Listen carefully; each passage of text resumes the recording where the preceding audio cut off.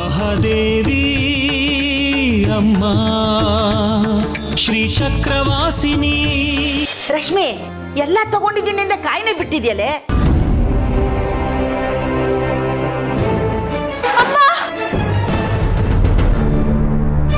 ಸಣ್ಣದಾಗಿ ಮೂಳೆ ಮುರಿದಿದೆ ಅನ್ಸುತ್ತೆ. ಮೂಳೆ ಸಹಜ ಸ್ಥಿತಿಗೆ ಬರಬೇಕಂದ್ರೆ ಕಡೆ ಪಕ್ಷ 6 ವಾರನಾದರೂ ನೀವು ವಿಶ್ರಾಂತಿ ಪಡಿಬೇಕಾಗತ್ತೆ. ಬಂಗಾರಿನ ಹಿರಣ್ಮೈನು ಹೋಗಿ ಬರ್ತಾರಮ್ಮ. ಜಾತ್ರೆ ಕೆಲಸಗಳು ಅಕ್ಕಂಗೆ ತುಂಬಾ ಇರುತ್ತೆ. ಖರ್ಚು ಎಷ್ಟಾಗುತ್ತೆ ಅಂತ ಹೇಳಿದ್ದೆ ತಾನೆ, ಸರಿಯಾಗಿ ಹೇಳ್ಬಿಡಿ. ಅದು ನನ್ನ ಕಡೆಯಿಂದ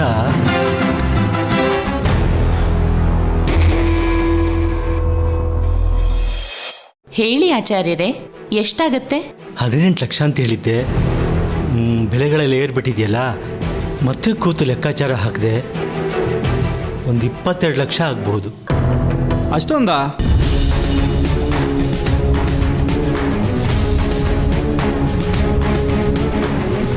ಆದರೂ ಆಗ್ಬೋದೇನೋ, ನನಗೆ ಗೊತ್ತಾಗಲ್ಲ. ಗುಡಿಯೊಳಗೆ ಪೂಜೆ ಮಾಡ್ಕೊಂಡಿರೋನು.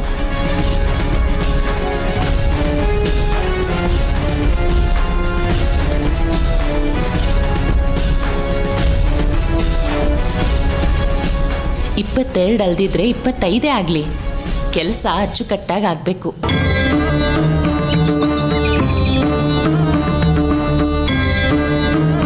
ನೋಡಿದ್ರೆ ಭಕ್ತಿ ಭಾವ ತುಂಬಿ ಬರಬೇಕು. ರಥದ ಸುತ್ತ 108 ಶಿವಲಿಂಗಗಳ ಕೆತ್ತನೆ ಆಗಿರಬೇಕು. ಅದರ ಜೊತೆ ರುದ್ರ ಮಂತ್ರಗಳ ಕೆತ್ತನೇನೂ ಇರಬೇಕು.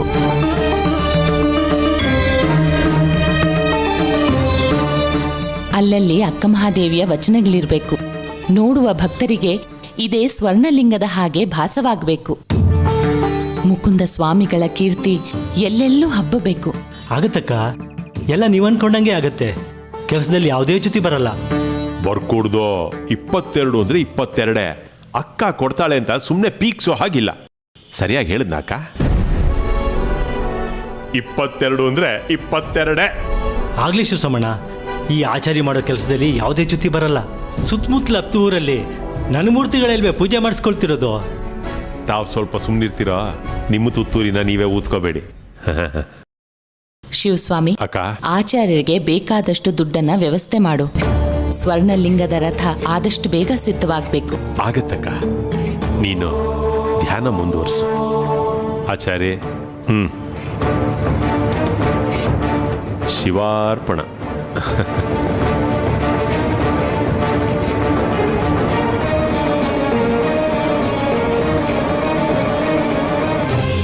ಬಾಬಾ ಆಚಾರ್ಯ, ನನ್ನ ಪಾಲ್ ನನಗೆ ಬಂದ್ಬಿಡ್ಬೇಕು. ಈಗಲೇ ಹೇಳ್ತಾ ಇದ್ದೀನಿ. ಆಯ್ತಪ್ಪ, ನಾನೇನು ಕೊಡೋದು, ನೀನೇ ಹಿಡ್ಕೊಂಡು ಕೊಡ್ತೀಯಲ್ಲ ನನಗೆ. ಆದರೆ ಈ ಕೆಲಸ ಮಾಡಕ್ಕೆ ಮಾತ್ರ ಹಣ ಕೊಡ್ಬೇಕಪ್ಪ. ಆಯ್ತು. ಯಜಮಾನ್ರೆ, ನಿಮ್ನ ಯಾರೋ ಹುಡುಕ ಬಂದಿದ್ದಾರೆ. ನೀನೇನೋ ಒಳ್ಳೆ ಶಿವ ಪೂಜೆಯಲ್ಲಿ ಕರಡಿ ಬಿಟ್ಟಂಗೆ. ಆಮೇಲೆ ಸಿಗ್ತೀನಿ ಅಂತ ಹೇಳಾಗ. ಇಲ್ಲ, ಈಗಲೇ ನೋಡ್ಬೇಕಂತ ಯಜಮಾನ್ರೆ. ಯಾರೋ ದೇವರಾಜ್ ಅಂತ. ಬರ್ತೀನಿ. ನೀವು ಹೋಗ. ನೀನು ಹೋಗು, ಆಮೇಲೆ ಸಿಗ್ತೀನಿ. ಹೋಗು. ಇವನ್ ಯಾಕೆ ಬಂದ? ಓ ದೇವ್ರೆ.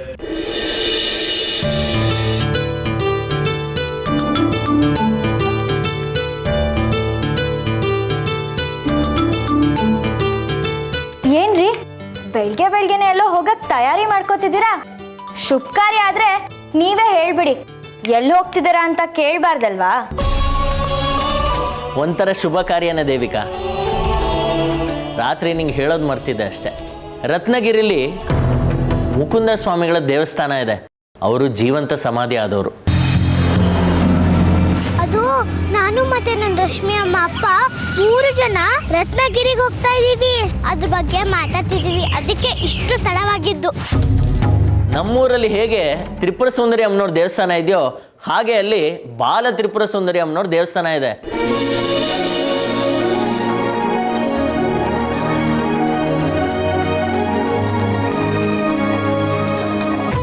ಹಾಗೆ ಅಲ್ಲಿ ಸ್ವರ್ಣಲಿಂಗ ಕೂಡ ಇದೆ.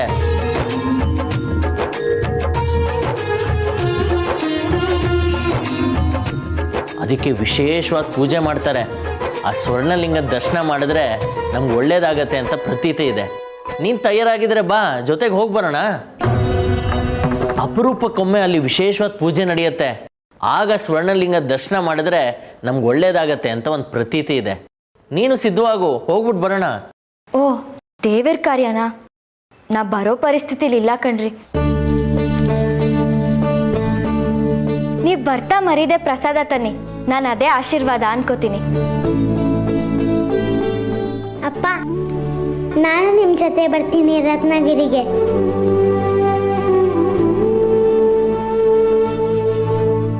ಅಲ್ಲಿ ಬಂದು ನೀನೇನು ಮಾಡ್ತೀಯಾ?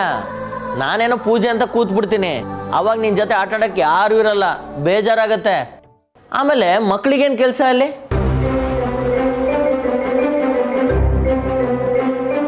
ಅಪ್ಪ, ನೀವು ನಿಮ್ಮ ಪಾಡಿಗೆ ನೀವು ಪೂಜೆ ಮಾಡ್ಕೊಳ್ಳಿ, ನಾನು ಊರು ಸುತ್ಕೊಂಡು ಬರ್ತೀನಿ. ನಿಮಗೇನು ತೊಂದರೆ ಕೊಡಲ್ಲ.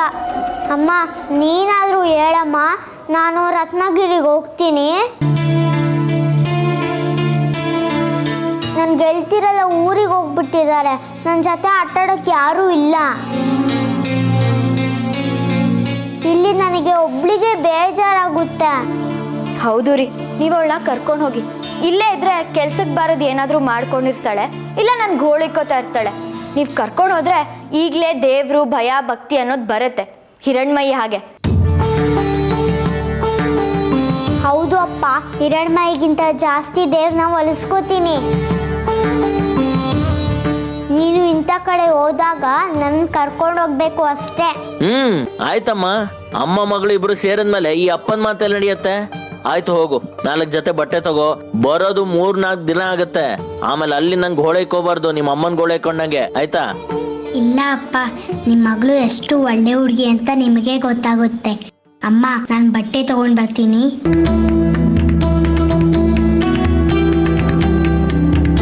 ರೀ ಹುಷಾರು ರೀ, ನೀವೆಷ್ಟೇ ನಿಗಾ ವಹಿಸಿದ್ರು ಇವಳು ಹುಡುಗಾಟಕ್ಕೆ ಬಿಡಲ್ಲ. ಮಗು ಅಲ್ವಾ, ಇವಳ ಕಡೆನೂ ಸ್ವಲ್ಪ ಗಮನ ಇರಲಿ. ದೇವಿಕಾ, ನೀನು ಅವಳಿಗೆ ಅಮ್ಮ ಆದರೆ ನಾನು ಅವಳಿಗೆ ಅಪ್ಪ. ನನ್ನ ಮಗಳ ಬಗ್ಗೆ ಅಷ್ಟು ಜವಾಬ್ದಾರಿ ಇರಲ್ವೇನೆ? ನೀನೇನು ಚಿಂತೆ ಮಾಡಬೇಡ, ಆರಾಮಾಗಿ ಹೋಗಿ ಬರ್ತೀವಿ. ಮೊದಲು ಅವಳನ್ನ ಸಿದ್ಧ ಮಾಡು. ಸರಿ ಕಣ್ರಿ.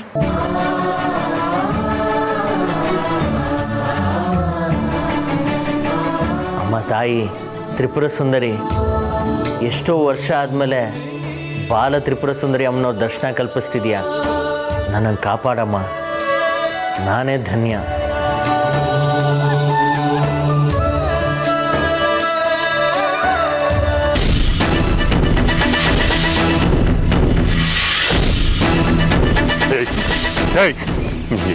ನಿನ್ಗೇನು ಒಂದ್ಸಲ ಹೇಳೋ ಅರ್ಥ ಆಗೋದಿಲ್ವಾ? ನಾನು ಇರೋ ಜಾಗಕ್ಕೆ ಬರಬೇಡ, ನಾನು ಹುಡ್ಕೊಂಡು ಅಂತ ಹೇಳಿದ್ದೆ ತಾನೆ ನೀನು ಕೆಲಸ ಮಾಡ್ಕೊಡ್ತೀನಿ ಅಂತ. ಯಾಕಯ್ಯ ಬಂದೆ ಇಲ್ಲಿಗೆ? ಹೇಳ್ತಾ ಇದೆಯಾ, ನಾನು ಕೈ ಕೊಟ್ಕೊಂಡು ಅದನ್ನ ಕೇಳ್ತಾನೆ ಇದ್ದೀನಿ. ನಮ್ಮ ಹುಡುಗರನ್ನ ಕಳಿಸ್ತಾ ಇರಲಿಲ್ಲ, ನೀನೇನಾದರೂ ಒಂದು ಸೊಬ್ಬು ಹೇಳ್ಬಿಟ್ಟು ಕಳಿಸ್ತಾನೆ ಇರ್ತೀಯ. ಆದರೆ ನನ್ನ ತಲೆ ಮೇಲೆ ಕೂತಿರೋರು ಕೇಳಬೇಕಲ್ಲ, ನನ್ನ ತಲೆ ತೆಗಿತಾರೆ. ಇದು ಯಾಕೆ ನಿನಗೆ ಅರ್ಥ ಆಗ್ತಾ ಇಲ್ಲ? ನಾನು ಎಷ್ಟೆಷ್ಟೋ ಪ್ರಯತ್ನ ಪಟ್ಟೆ, ಆದ್ರೆ ಸ್ವರ್ಣಲಿಂಗ ಅಲ್ಲಾಡ್ತಾನೆ ಇಲ್ವೇ. ಇಷ್ಟೊತ್ತಿಗೆ ಆ ಸ್ವರ್ಣಲಿಂಗ ನನ್ನ ಕೈಲಿದ್ದಿದ್ರೆ ಅದನ್ನ ನಿನ್ನ ಕೈ ತಂದು ಹಾಕ್ತಾ ಇದ್ದೆ. ಅಯ್ಯೋ, ಅಲ್ಲಾಡ್ಲಿಲ್ಲ ಅಂದರೆ ಹಾರೆ ಹಾಕಿ ಎಪ್ಸು. ಬೇಕಾದ್ರೆ ನಮ್ಮ ಹುಡುಗರನ್ನೇ ಕಳಿಸ್ತೀನಿ, ಜೊತೆಗೆ ಹಾರೆ ಗುದ್ಲಿ ಪಿಕಾಸಿ ಎಲ್ಲ ಕಳಿಸ್ತೀನಿ. ಒಟ್ಟಿನಲ್ಲಿ ಆ ಸ್ವರ್ಣಲಿಂಗ ನನ್ನ ಕೈಗೆ ಬರಬೇಕಷ್ಟೇ. ಹೇ ದೇವರಾಜ, ಸ್ವಲ್ಪ ತಡ್ಕ. ಈಗ ಸ್ವರ್ಣಲಿಂಗನ ಅಲ್ಲಾಡಿಸಿ ಅದನ್ನ ಅಲ್ಲಿ ಎತ್ಕೊಂಡು ಬಂದು ನಿನ್ನ ಕೈಗೆ ಕೊಡೋ ಸಮಯ ಭಾಳ ಹತ್ರ ಆಗಿದೆ. ಆ ಸ್ವರ್ಣಲಿಂಗ ನಿನ್ನ ಕೈ ಸೇರ್ತು ಅನ್ಕೋ. ಅಯ್ಯೋ, ನನ್ನ ಕೈಗೆ ಸೇರಿಬಿಡುತ್ತೇನೋ ಸುವರ್ಣಾವಕಾಶ ಅಂತ ನಾನು ತಿಳ್ಕೊತೀನಿ. ಆದರೆ ನಾನು ಅವರಿಂದ ಹಣ ಇಸ್ಕೊಂಡಿದ್ದೀನಿ. ಆ ಹಣದಿಂದಲೇ ನಿನಗೆ ಮುಂಗಡವಾಗಿ ಕೊಟ್ಟಿರೋದು. ಅವರು ಸುಮ್ಮನೆ ಇರಬೇಕಲ್ಲ. ಹೌದು, ಈಗ ಸ್ವರ್ಣಲಿಂಗನ ವಶಪಡಿಸ್ಕೊಳ್ಳೋದು ಹೇಗೆ ಅಂತ ನನಗೆ ಹೇಳು. ಹೇಳ್ತೀನಿ, ಕೇಳಿಸ್ಕೊ. ಸದ್ಯದಲ್ಲೇ ಸ್ವರ್ಣಲಿಂಗಕ್ಕೆ ವಿಶೇಷವಾದ ಪೂಜೆ ನಡೆಯುತ್ತೆ. ಪೂಜೆ ಅಂದರೆ ಅದು ಅಂತಿಂಥ ಪೂಜೆ ಅಲ್ಲ, ವಿಶೇಷವಾಗಿ ಹವನ ಹೋಮ ಎಲ್ಲ ಮಾಡ್ತಾರೆ. ಮುಕುಂದ ಸ್ವಾಮಿಗಳು ದೈವಾಧೀನರಾದ ದಿವಸ ಆವಾಗ. ಅಂತಹ ಸಮಯದಲ್ಲಿ ಆ ಸ್ವರ್ಣಲಿಂಗ ಅಲ್ಲಾಡತ್ತೆ. ಆಗ ಆ ಸ್ವರ್ಣಲಿಂಗದ ಪೂಜೆ ಮಾಡೋದಕ್ಕೆ ದೀಕ್ಷೆಯನ್ನ ನಮ್ಮ ವಂಶದಲ್ಲಿ ಯಾರಿಗಾದ್ರೂ ಒಬ್ಬರಿಗೆ ಕೊಡ್ತಾರೆ. ನಮ್ಮ ನಮ್ಮ ವಂಶದಲ್ಲಿ ಆ ದೀಕ್ಷೆ ತಗೊಳ್ಳೋದಿಕ್ಕೆ ಯೋಗ್ಯನಾಗಿರೋನು ಅಂದರೆ ನಾನು ಒಬ್ಬನೇ. ದೀಕ್ಷೆ ನನಗೆ ಕೊಡ್ತಾರೆ. ಆಗ ಆ ಲಿಂಗನ ಸ್ವಚ್ಛ ಮಾಡೋ ಕೆಲಸ ಮಾಡ್ತಾ ಮಾಡ್ತಾ ಮಾಡ್ತಾ ನೀನು ಕೊಟ್ಟಿರೋ ನಕಲಿ ಸ್ವರ್ಣಲಿಂಗನ ಅಲ್ಲಿಟ್ಟು ಅಸಲಿ ಸ್ವರ್ಣಲಿಂಗನ ಅಲ್ಲಿಂದ ಎತ್ಕೊಂಡ್ಬಂದು ನಿನ್ನ ಕೈಗೆ ಹಾಕ್ಬಿಡ್ತೀನಿ. ಅಲ್ಲಿಗೆ ನಮ್ಮ ಕೆಲಸ ಸಲೀಸಾಗತ್ತೆ. ಹೇಗೆ? ಅದಕ್ಕಿನ್ನ ಎಷ್ಟು ದಿನ ಬೇಕಾಗುತ್ತೆ?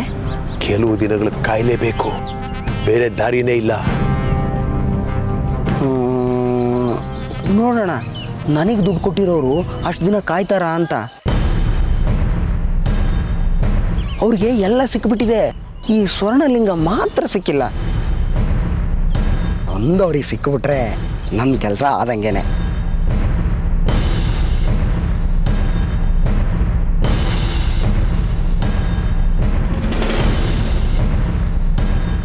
ಆದರೆ ಒಂದು ಮಾತು, ನೀನು ಆವಾಗ ಬಂದು ನನ್ನನ್ನು ಈ ರೀತಿ ಭೇಟಿ ಆಗಬೇಡ. ಸುಮ್ಮನೆ ನೋಡಿದವ್ರಿಗೆ ಅನುಮಾನ ಬರುತ್ತೆ. ಆಮೇಲೆ ನಮ್ಮ ಕೆಲಸ ಆಗೋದು ತುಂಬ ಕಷ್ಟ ಆಗುತ್ತೆ. ಅನಿವಾರ್ಯ ಶಿವಸೋಮಣ್ಣ, ನೀನು ಏನು ಮಾಡ್ತಾ ಇದೀಯೋ ಅನ್ನೋ ವಿಚಾರ ನನಗೆ ಗೊತ್ತಾಗ್ತಾ ಇರಬೇಕು. ಅದಕ್ಕೆ ಯಾರಿಗೂ ಗೊತ್ತಾಗದೇ ಇರೋ ಹಾಗೆ ಗುಪ್ತವಾಗಿ ನಾನು ನಿನ್ನ ಬಂದು ಭೇಟಿ ಆಗ್ತೀನಿ, ಸರಿನಾ? ಬರ್ತೀನಿ.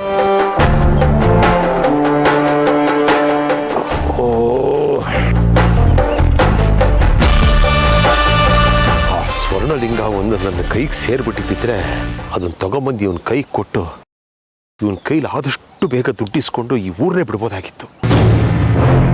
ಆಗ್ತಾ ಇಲ್ವೇ? ಇನ್ನು ಎಷ್ಟು ದಿನ ಅಂತ ಅಕ್ಕನ ಚಾಕರಿ ಮಾಡ್ಕೊಂಡಿರೋದು, ಇವನು ಬೇರೆ.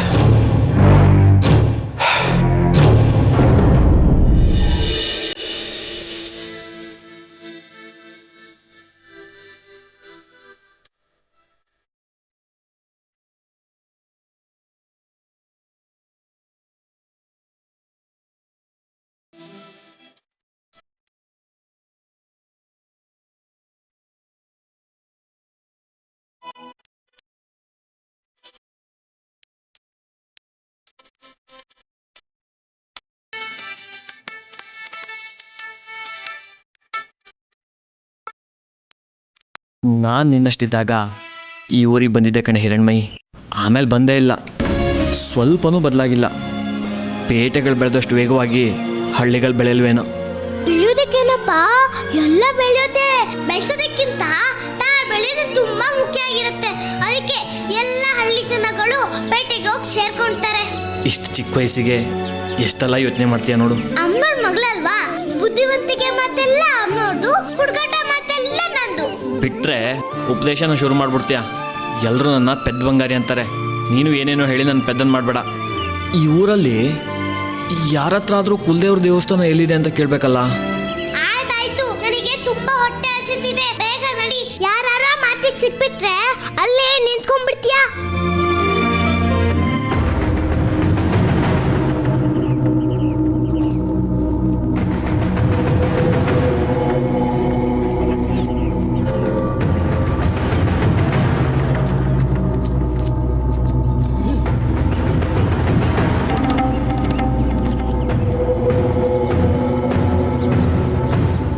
ಯಾರೋ ಬೈರಾಗಿ ಕೂತಿದ್ದಾನೆ. ಅವನ ಹತ್ರ ದೇವಸ್ಥಾನ ಎಲ್ಲಿದೆ ಅಂತ ಕೇಳಿದ್ರೆ ಗೊತ್ತಾಗುತ್ತೆ.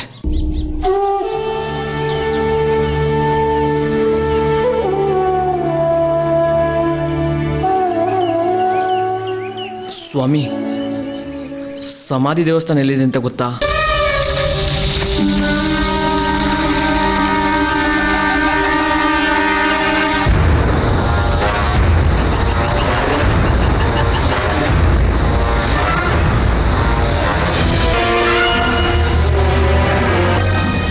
ಸ್ವಾಮಿ, ಸಮಾಧಿ ದೇವಸ್ಥಾನ ಎಲ್ಲಿದೆ? ಯಾಕೋ ಬಂದೆ ಇಲ್ಲಿಗೆ? ಯಾಕೆ ಬಂದೆ? ಇದು ಬೆಂಕಿ ಕೆಂಡದ ಭೂಮಂಡಲದ ಉಂಡೆ, ಸುಟ್ಟು ಬೂದಿ ಆಗ್ತೀಯಾ? ಯಾಕೋ ಬಂದೆ ಇಲ್ಲಿಗೆ? ನಿನಗಿಲ್ಲಿ ಉಳಿಗಾಲ ಇಲ್ಲ, ಸುಟ್ಟು ಬೂದಿ ಆಗ್ತೀಯಾ? ಸ್ವಾಮಿ, ನಮ್ಮ ಕುಲದೇವ್ರ ದೇವಸ್ಥಾನ ಎಲ್ಲಿದೆ ಹೇಳಿ? ಕುಲದಲ್ಲಿ ಕೀಳ್ಯಾವುದೋ ಹುಚ್ಚಪ್ಪ, ಮತದಲ್ಲಿ ಮೇಲ್ಯಾವುದೋ. ಹುಟ್ಟಿ ಸಾಯುವ ಹಾಳು ಮನ್ಸನ ಮಧ್ಯೆ ಕೀಳ್ಯಾವುದು ಮೇಲ್ಯಾವುದೋ. ಹುಚ್ಚಪ್ಪ ಕೀಳ್ಯಾವುದು ಮೇಲ್ಯಾವುದೋ.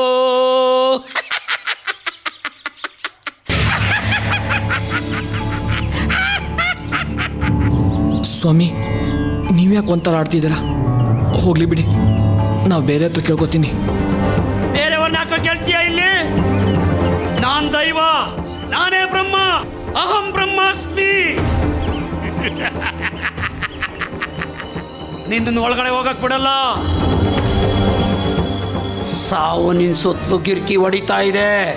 ಮೂರ್ಖ, ಹೊರ್ಟೋಗೋ ಇಲ್ಲಿಂದ. ಅಪ್ಪ, ಯಾಕಪ್ಪ ಇವ್ರು ಹಿಂಗೆ ಆಡ್ತಿದ್ದಾರೆ?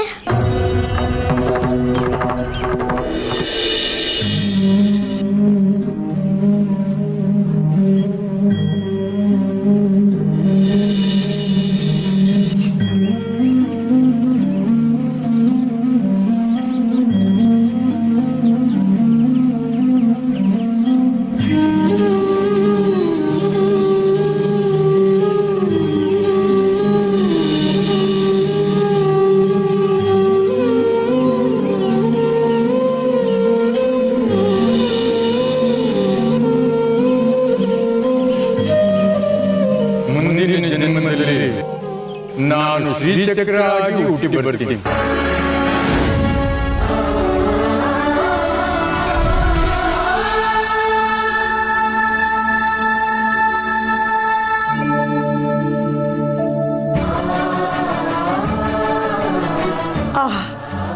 ನನ್ನ ಗುರುಗಳು ಬಂದ್ಬಿಟ್ರು, ನನ್ನ ಸ್ವಾಮಿ ಬಂದ್ಬಿಟ್ರು.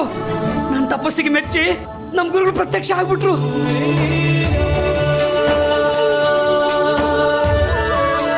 ಸ್ವಾಮಿ, ನಮ್ಮ ಗುರುಗಳು ಬಂದ್ಬಿಟ್ರು, ನಮ್ಮ ಗುರುಗಳು ಬಂದ್ಬಿಟ್ರು, ನಮ್ಮ ಸ್ವಾಮಿ ಬಂದ್ಬಿಟ್ರು, ನಮ್ಮ ಸ್ವಾಮಿ ಬಂದ್ಬಿಟ್ರು. ನಂಗೆ ತುಂಬಾ ಭಯ ಆಗ್ತಿದೆ, ಬಾರಪ್ಪ. ಎಲ್ಲಿ ಹೋಗ್ತೀರಾ ಸ್ವಾಮಿಗಳೇ? ನನ್ನ ಬಿಟ್ಟು ಎಲ್ಲಿ ಹೋಗ್ತೀರಾ? ಇಷ್ಟು ವರ್ಷಗಳು, ತಿಂಗಳು, ದಿನಗಳು, ಕಾಲ, ಕ್ಷಣಗಳಿಂದ ನಿಮ್ಗೋಸ್ಕರ ಕಾದಿದ್ದೀನಿ ನಾನು. ನನ್ನನ್ನು ಬಿಟ್ಟು ಹೋಗ್ಬೇಡಿ. ನಿಮ್ಮನ್ನು ಪಲ್ಲಕ್ಕಿಲಿ ಕರ್ಕೊಂಡು ಹೋಗ್ತೀನಿ ನಾನು. ನನಗೆ ಮೋಕ್ಷ ಕೊಡಿ ಸ್ವಾಮಿ, ನನಗೆ ಮೋಕ್ಷ ಕೊಡಿ, ನನಗೆ ಮೋಕ್ಷ ಕೊಡಿ, ನನಗೆ ಮೋಕ್ಷ ಕೊಡಿ. ದೇವ ಬಂದನೋ, ನಮ್ಮ ಸ್ವಾಮಿ ಬಂದನೋ, ದೇವರ ದೇವ ಶಿಖಾಮಣಿ ಬಂದ. ದೇವ ಬಂದನೋ ನಮ್ಮ. ಏ ಯಾರೋ ಹುಚ್ಚ? ನೀನು ಹುಚ್ಚ, ನಿಮ್ಮಪ್ಪ ಹುಚ್ಚ, ನಿಮ್ಮ ವಂಶರೇ ಹುಚ್ಚರು. ದೇವ ಬಂದ. ಇವರು ನನ್ನ ದೇವರು, ನಾನ್ ದೇವರು. ಇವ್ರನ್ನ ಭೂ ಪ್ರದಕ್ಷಿಣೆ ಹಾಕ್ಸ್ಬೇಕು. ಇಡೀ ಕೆಂಡಮಂಡಲವನ್ನು ಮುಷ್ಟಿಯಲ್ಲಿ ಹಿಡಿಯಬೇಕು. ಅತಳ ವಿತಳ ತಳ ತಳ ಪಾತಾಳ ರಸಾತಳಗಳನ್ನು ಸುತ್ತಿಸ್ಕೊಂಡು ಬರಬೇಕು. ದೇವ ಬಂದನೋ, ನಮ್ಮ ಸ್ವಾಮಿ ಬಂದನೋ. ನಿಂತ್ಕೊಳ್ಳೋ. ಏ ಹುಚ್ಚ, ಯಾಕೆ ಓಡ್ತೀಯ? ನಿಂತ್ಕೊಳ್ಳೋ, ನಿಂತ್ಕೊಳ್ಳೋ.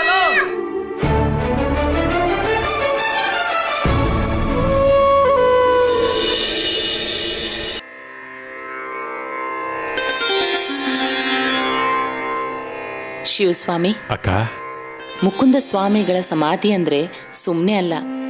ಸ್ವರ್ಣಲಿಂಗನ ಕಾಯೋದು ಅಷ್ಟೊಂದು ಸುಲಭ ಅಲ್ಲ. ಎಲ್ಲ ಜವಾಬ್ದಾರಿನೂ ಮೈ ಮೇಲೆ ಎಳ್ಕೋತಿದ್ಯಾ. ಯೋಚನೆ ಮಾಡು.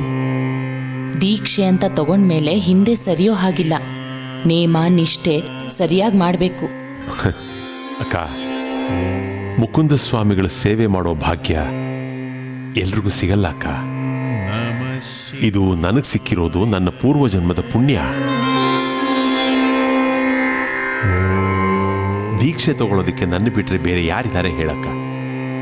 ನೀನು ಹೆಚ್ಚಿಗೆ ತಲೆ ಕೆಡಿಸ್ಕೋಬೇಡ.